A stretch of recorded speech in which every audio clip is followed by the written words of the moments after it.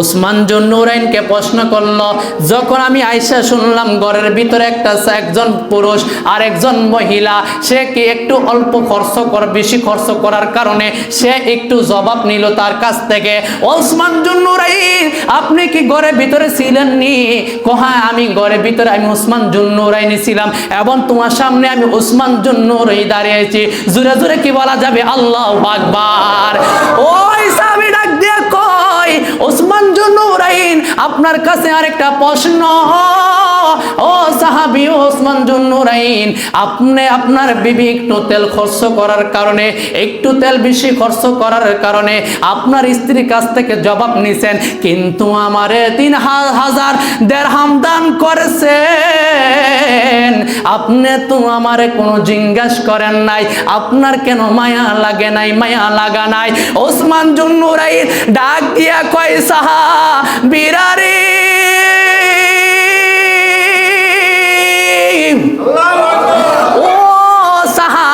জানোনি আমি কেন আমার বিবি কাছ থেকে কেন হিসাব নিছে? তুমি জানোনি আমার বিবি কাছ থেকে কেন এই হিসাব নিছে? তুমি জানোনি কাল কিয়ামতের দিন হাসরের ময়দানে যখন আল্লাহ জাররা জাররা পরিমাণ আমার কাছ থেকে হিসাব নিবে, ফামাইয়া আমাল মিসকালা যাররাতিন খায়রান ইয়ারা ওয়া মাইয়া আমাল মিসকালা যাররাতিন শাররান ইয়ারা।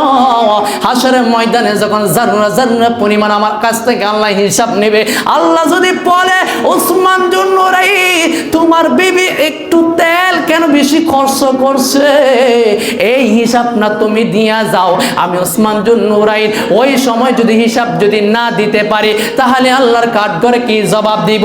আর আমি যেন 3000 দিরহাম তোমাকে দান করছি, কেন জানোনি? ওই 3000 দিরহাম দান করার কারণ হচ্ছে কাল কিয়ামতের দিন হাসরের ময়দানে আমি ওসমান জুন্নুরাইন আল্লাহর কাছ থেকে একটা দিরহাম হিসাব আমি আল্লাহর কাছ থেকে নিমু। আর জোরে কন্যা সুবহানাল্লাহ। এই দিক দিয়ে বউ কাছ থেকে ওসমান জুন্নুরাইন কিন্তু হিসাব নিছে, একটু তেল কেন বেশি খরচ করছে। আর ওসমান জুন্নুরাইন তোমার জন্য একটা দিরহাম দিছি, 30,000 দিরহাম 3,000 দিরহাম জন্য দিছি, তোমারে একটা দিরহাম হিসাব আমি আল্লাহর কাছ থেকে নিব। কন্যা সুবহানাল্লাহ। আর জোরে কন্যা সুবহানাল্লাহ।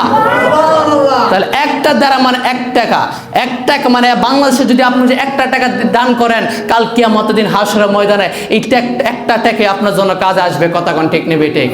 তাহলে আপনারা বলেন, যারা এসেছেন আপনারা বলেন যে সামনে আমাদের পবিত্র মাহে রমজান আসতেছে, ঠিক নেবে? ঠিক। কথা কোন আসতেছে আছে কিনা? বলবেন যে হুজুর, এখন আমি আপনাদের মাছ থেকে 5 জনের কাছ থেকে আমি 1000 টাকা করে নেব, কারণ সে সামনে পবিত্র মাহে রমজান আসতেছে।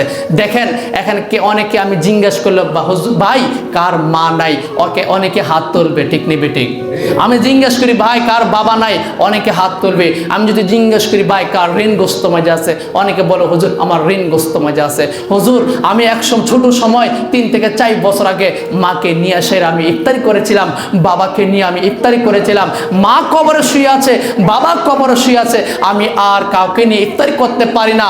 হুজুর আমার মার জন্য, আমার বাবার জন্য পবিত্র মাহে রমজানে আমি আমার গ্রামবাসীকে নিয়ে, আমার মহল্লার বাসীকে নিয়ে এসে আমি মসজিদে ইফতারি করব, আমি ইফতারি 1000 টাকা দিব। কে আছেন?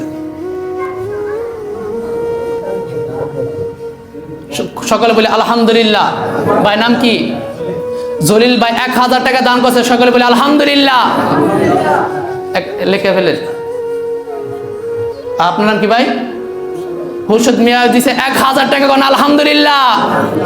আর 3 জন 5 জন যাস, ওই যে ভাই একজন দাঁড়িয়েছে পিছনে, নাম কি ভাই? মোহাম্মদ আবুল হোসেন, কন্যা আলহামদুলিল্লাহ। মোহাম্মদ আবুল হোসেন ভাই তিনি মসজিদে 1000 টাকা দান করছে, বলে আলহামদুলিল্লাহ। আর 2 জন আছেন, আর 2 জন, আর একজন দেখি কে দিবেন 1000 টাকা? নাম লিখেছেন? কত টাকা? মোহাম্মদ জামাল ভাই তিনি দিবে 1000 টাকা। কন্যা আলহামদুলিল্লাহ। কন্যা আলহামদুলিল্লাহ, একটু জোরে কন্যা। আল্লাহ তাআলা যেন তাদের দানগুলো কবুল করে, বলে আমিন। আরেকজন আছেন কে? আরেকজন আছেন কি? ওই 4 জন হয়ে গেছে। আরেকজন নাই কি? ওই মা কবরে শুয়ে আছে, বাবা কবরে শুয়ে আছে, হুজুর আমার সন্তান বিদেশে বাড়িতে আছে, আমার সন্তানের জন্য একটু দোয়া করবেন, যে আমার সন্তানের জন্য আল্লাহ তাআলা তার রিজিক এবং হায়াতে বরকত দান করে, এমন দোয়া করবেন। কে আছেন আরেকজন ব্যক্তি? আচ্ছা, 500 টাকা করে একজন আছেন? কেউ নাই? 1000 টাকা। নাম কি? মোহাম্মদ হারুন ভাই 1000 টাকা দিবে। কোন আলহামদুলিল্লাহ, আর জোরে কোন আলহামদুলিল্লাহ। আল্লাহ তাআলা যেন তাকে যেন হায়াতের রিজিক এবং তার মা বাবা যদি কবরে থাকে আল্লাহ তাআলা জান্নাত নসিব সকলে বলি আমিন। একজন আছেন 500 টাকা, কেউ দিবেন? নাম কি?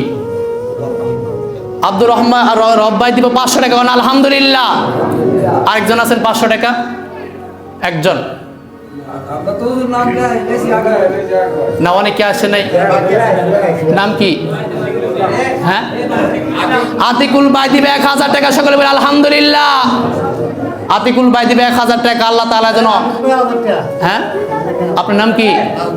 লাল ভাই দিবে 1000 টাকা। সকলে বলে আলহামদুলিল্লাহ। আর কেউ আছেন ভাই? এই যে আমার যুবক ভাই 1000 টাকা দিয়ে দিছে, কিন্তু টাকা মায়া করবেন না। এই টাকা আপনি ভাবতেছেন যে দুনিয়া থেকে 1000 টাকা চলে গেল, না না না।